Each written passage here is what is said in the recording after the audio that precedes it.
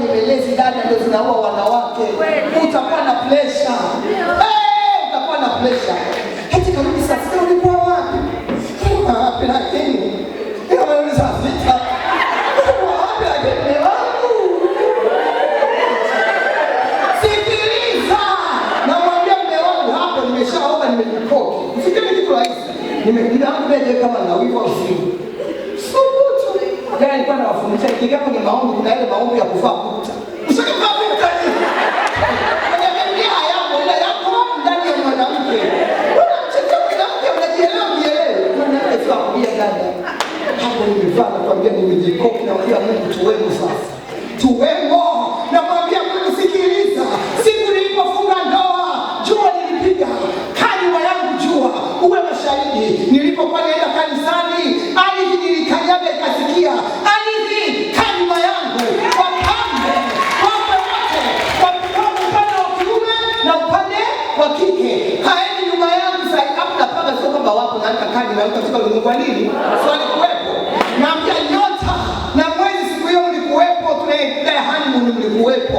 Nilipokuwa naongea maneno ya kiagano anasema huyu ndiye mke wangu nampenda ndiye huyu. Kaeni nyuma yangu mwanze kuongea na Mungu zaidi.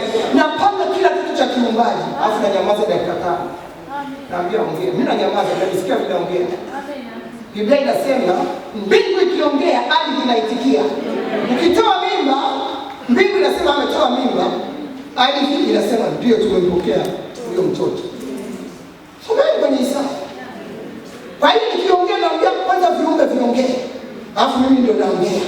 Sikiliza sasa komando akiingia.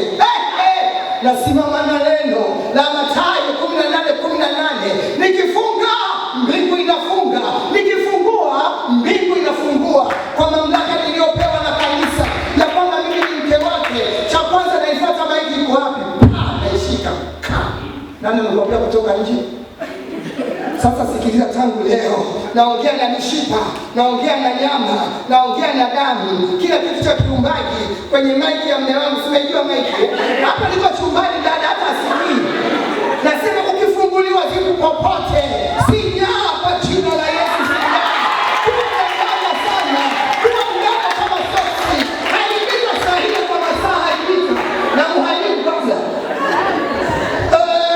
Bwana wacha mtalimu unapepea. Nenda tu baba mume wangu akitangulie bwana. Amtangulie mzee anaenda kwa hamala. Kuna tarehe Dodoma anaenda KDS anakaa siku mbili, anaenda sokoni na kuletea viazi anakwambia nilikuwa Mbeya.